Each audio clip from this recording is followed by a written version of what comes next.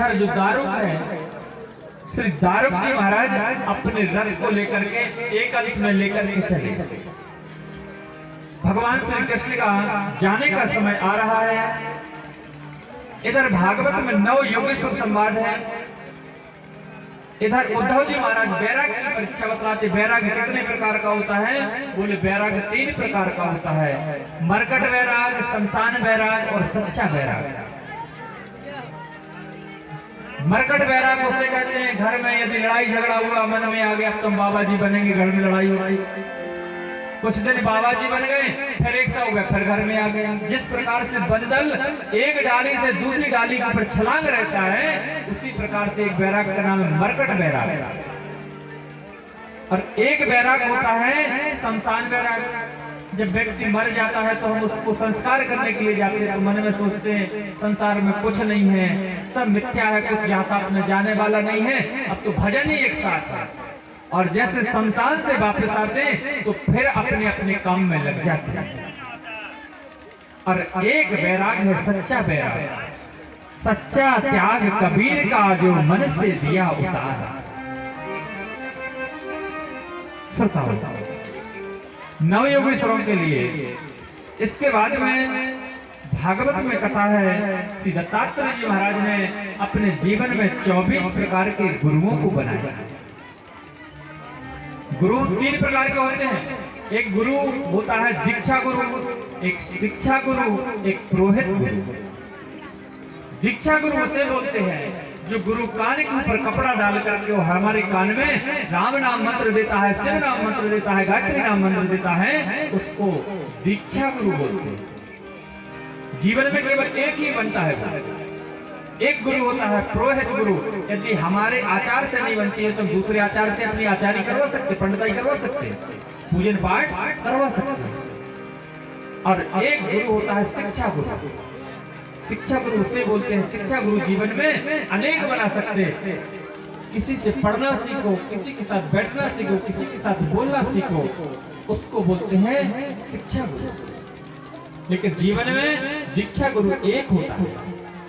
दत्तात्रेय जी महाराज ने अपने जीवन में 24 प्रकार के शिक्षा गुरु बनाए। पृथ्वी वायु आकाशो अग्नि चंद्रमा रवि कपोतो अजगरा सिंधु पतंगो मधुकृतग्रजः मधुआहरणो मीना पिंगलो कुरोर्भकः कुमारी सरकृत सर्प और्णनाभि सुपेश कृत। इनने पृथ्वी को गुरु बनाया, वायु को गुरु बनाया, आकाश को गुरु बनाया, चंद्रमा को गुरु बनाया, सूर्य को गुरु बनाए, पतंगा को यदि एक कीट पतंगा होता है उसको गुरु बनाए, मधुआ हरिनामीनो हिरण को गुरु बनाए, मछली को गुरु बनाए, कुंवारी कन्या को भी गुरु बनाया। इस प्रकार से इन्होंने 24 गुरु अपने जीवन में बनाए। श्रोताओं, आखिर में भगवान श्री कृष्ण का जाने का समय आ रहा है। भगवान श्री कृष्ण समुद्र के किनारे एक बट वृक्ष के ऊपर विराजमान है। इधर भगवान श्री कृष्ण उद्धव जी महाराज से बोलते कि आप जाइए और जाकर के मेरे नाम का प्रचार प्रसार कीजिए। यदि भगवान किसी को कष्ट देते हैं तो सबसे पहले क्या करते? यदि भगवान किसी के ऊपर विपत्ति देते, कष्ट देते, तो सबसे पहले क्या करते? उसका जो बुद्धि है, मन है, उसका हरण करते हैं। जाको प्रभु दारुण दुख देही ताकि मति पहले हर ले। भगवान श्री कृष्ण बैठे हुए हैं। दारुक से कहा, दारुक आप यहां से जाइए। दारुक जाने के लिए तैयार नहीं। भगवान ने मना पथा करके उसको वापस किया।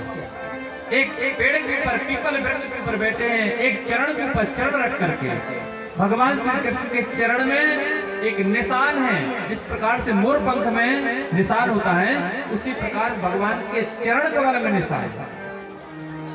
जो बहलिया है, बहलिया उसने वन में आया और उसकी नजर भगवान के चरण के ऊपर पड़ी। उसने सोचा कितना सुंदर शिकार है, मैं शिकार करूंगा।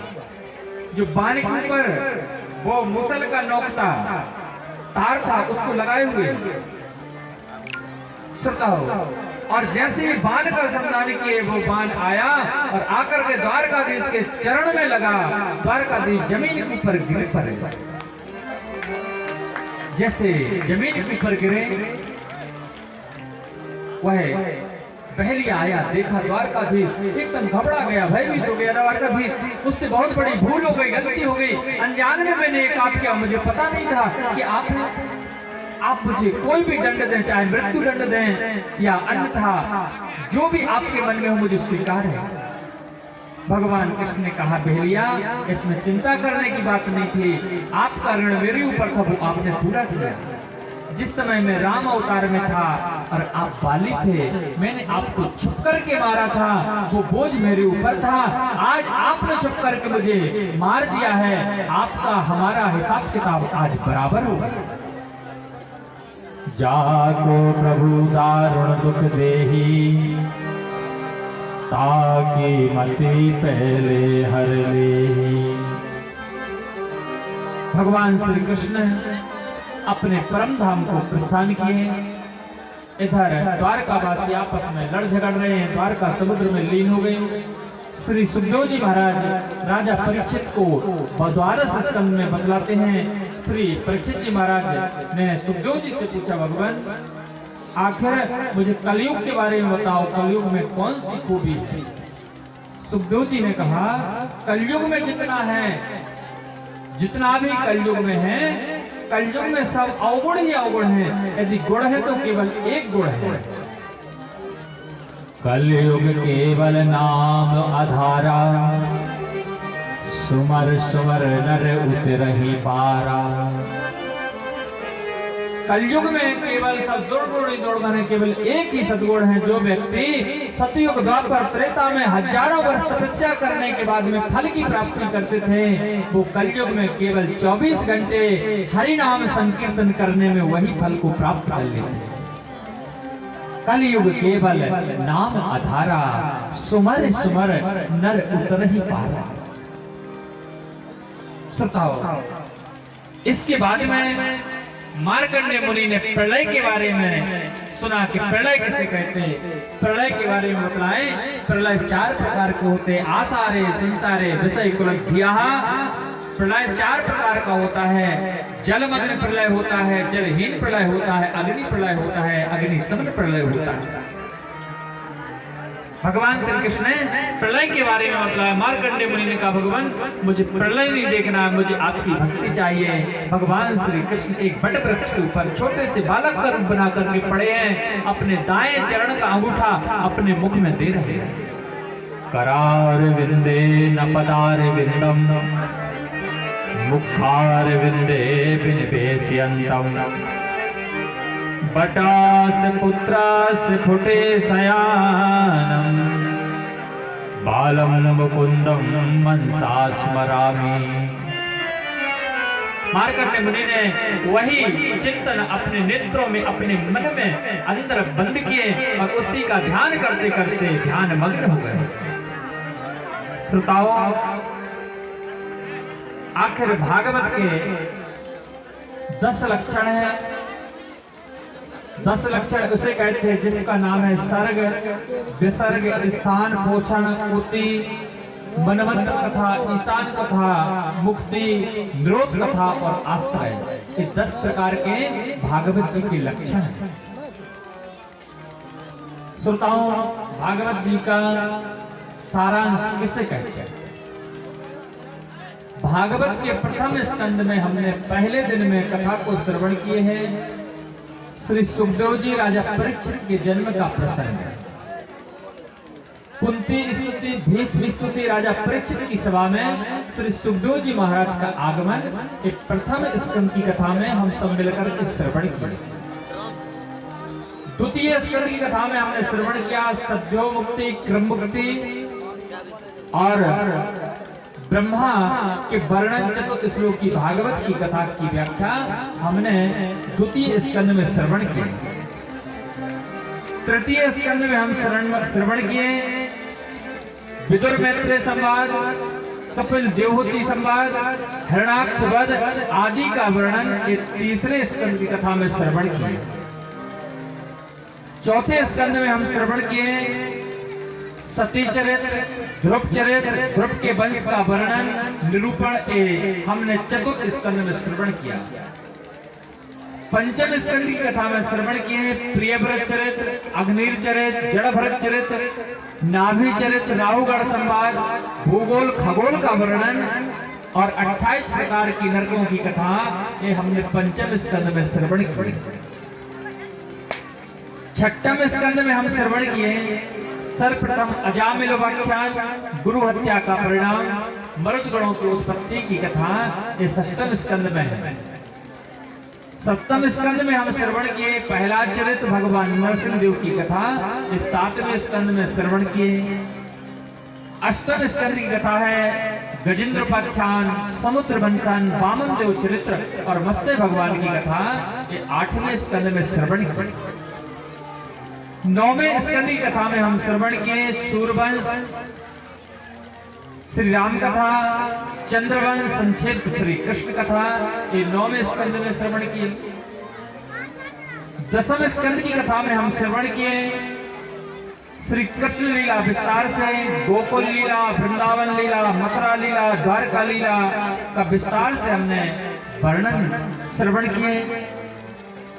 11वें स्कंद में अभी हम श्रवण किए नव योगेश्वर संवाद, कृष्ण उद्धव संवाद, यदुवंशियों की सांप लगने की कथा, यदुवंशियों का आपस में लड़ने झगड़ने का संवाद और भगवान श्री कृष्ण का सुधावागमन, उद्धव जी का बद्री का आश्रम जाने की कथा ये हम अभी श्रवण किए।